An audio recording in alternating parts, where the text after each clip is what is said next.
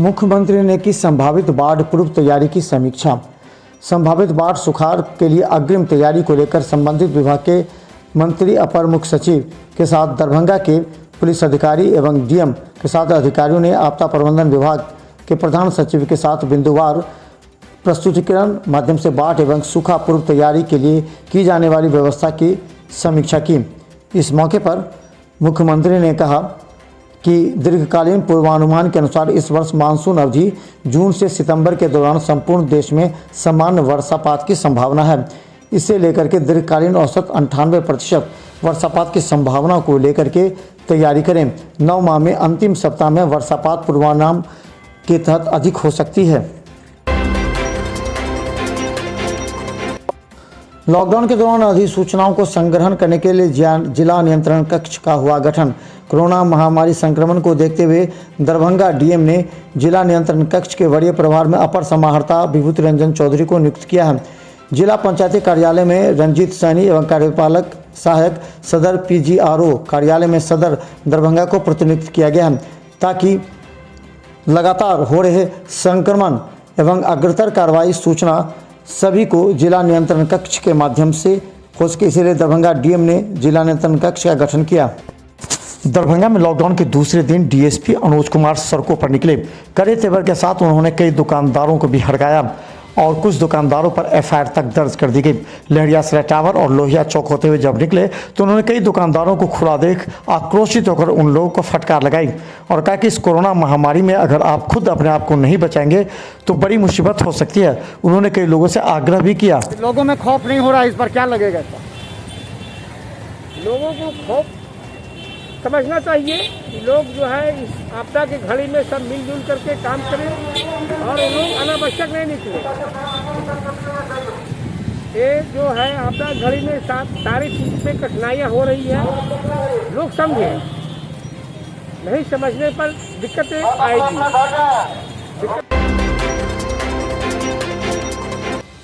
कीमतों पर नियंत्रण करने के लिए नियंत्रण कक्ष बनाया गया है। दरभंगा डीएम ने जिले के व्यवसायी संघ एवं थोक विक्रेताओं के साथ बैठक कर आवश्यक सामानों की अधिक कीमत खुदरा विक्रेताओं द्वारा नहीं लिया जाए, सुनिश्चित करने के लिए जिला नियंत्रण कक्ष की स्थापना की है, जिसमें 06272245374 जिला नियंत्रण कक्ष में सूचना देने पर कार्रवाई की जाएगी। लहरियासराय थाना प्रभारी के द्वारा लहरियासराय थाना क्षेत्र में लॉकडाउन के दरमियान अनुपालन नहीं करने वाले कई दुकानदारों पर कड़ाई से निपटने का प्रयास किया गया। लहरियासराय के जीएनगंज मोहल्ले में थाना प्रभारी ने कई ऐसे लोगों के दुकानों को बंद कराया एवं कई लोगों को चेतावनी भी थी। कहा जाता है कि बेवजह सब्जी और किराना का सामान खरीदने के नाम पर लोग घूम रहे हैं। से 15 मई तक सरकार के द्वारा लॉकडाउन कोरोना के संक्रमण को लेकर लगाया गया है, जिसमें अधिकतर जो अभी 7 बजे से 11 बजे तक किराना और सब्जी फल दुकान को खोलने का है आदेश, उसमें कुछ लोग खरीदारी करने के लिए बाहर निकले हुए हैं और देखा जा रहा है कि अनावश्यक रूप से बिना मतलब के जो लोग घूम रहे हैं उन पर कार्रवाई करने हेतु पकड़ा जा रहा है। दरभंगा डीएमसीएच के आइसोलेशन में आज मधुबनी से 4 व्यक्ति की मौत हो गई, वहीं समस्तीपुर से 1, बेगूसराय से 1 और दरभंगा से 1।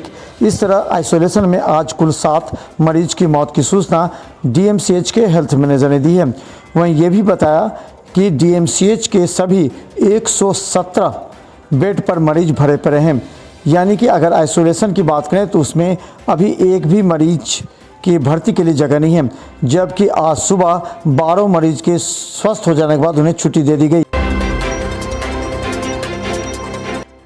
दरभंगा में लगातार कोरोना से हो रही मौत की संख्या से लोग परेशान हैं। ऐसे में जो लोग कोविड से मर रहे हैं उनके परिजनों उन लाशों को हाथ तक लगाना नहीं चाहते, डरे हुए रहते हैं। ऐसे में अंजुमन मिल्लत की टीम और कबीर सेवा संस्थान, खासकर उनके अध्यक्ष रियाज खान कादरी और नवीन सिन्हा के द्वारा लगातार कब्रिस्तान में मिसाल पेश करके इंसानियत को बचा रहे हैं। अंजुमन कारवां के द्वारा कई लाशों को दफनाया गया। कोरोना महामारी इस वक्त पूरे भारत में तबाही मचा रहा है, रोज़ाना मौत हो रही है और हर तरफ लोगों के दिलो दिमाग पर गम छाया हुआ है। हमारा दरभंगा शहर भी इस वक्त काफ़ी जूझ रहा है कोविड की मौत से, और आए दिन मौतें हो रही हैं।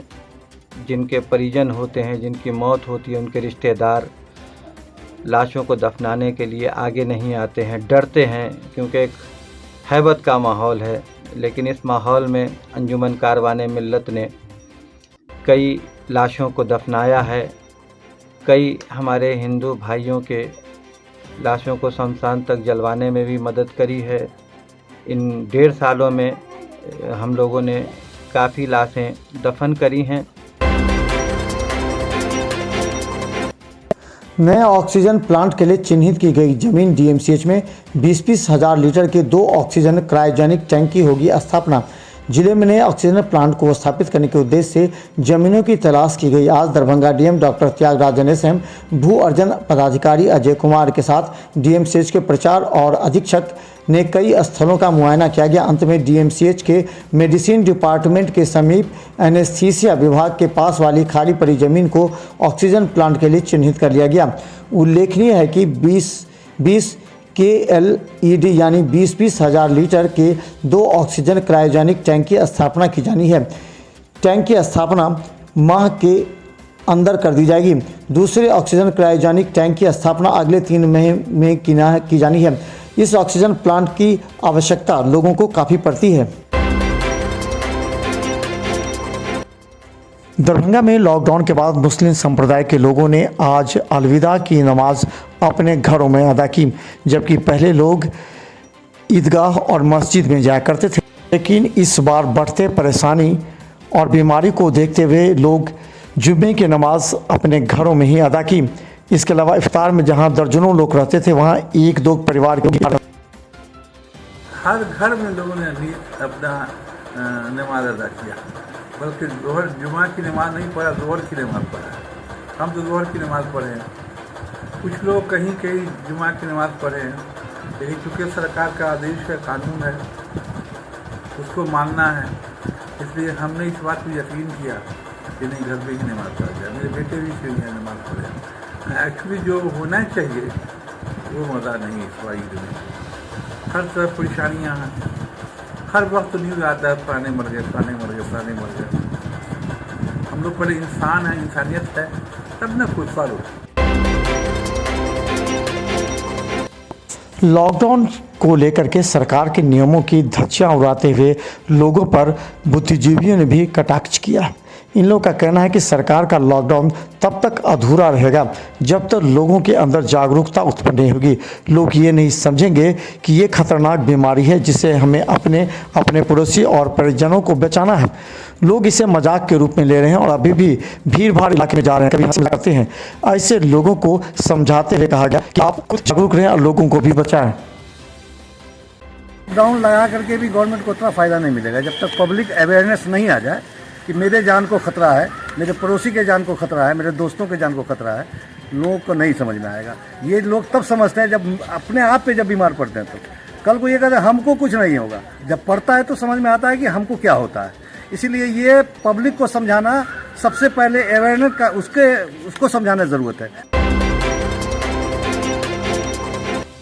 लहरियासराय के गुदरी बाजार को लहरियासराय नेहरू स्टेडियम में शिफ्ट कर दिए जाने के बाद विक्रेताओं की समस्या लगातार बढ़ती जा रही है। खुला इलाका होने की वजह से कई उपद्रवी तत्व आकर इनके पैसे, सब्जी एवं गल्ले के सामान भी चुरा कर ले जाते हैं। इन लोगों ने इसे लेकर के कहा कि पूर्व साल की भांति अगर स्टेडियम के अंदर उनके दुकानों को रखा जाए तो वो सुरक्षित महसूस करेंगे। यहाँ पर से सामान चोरी होता है, थोड़ा ऐसा भी चोरी हो रहा है यहाँ से। हाँ, तो इसलिए अच्छा होगा कि पोलो ग्राउंड में अंदर में शिफ्ट करा दिया जाए, सो दैट कि गेट लॉक हो जाए तो उसके बाद वैसा कोई डर ना हो। पिछली बार तो हुआ था तो आप लोग एसडीओ से नहीं मिले अभी तक? नहीं, पिछली बार हुआ था तो वो अच्छा हुआ था, लेकिन इस बार लोग का पैसा चोरी हो रहा है, तरबूज चोरी हो रहा है, सब्जी चोरी हो रहा है।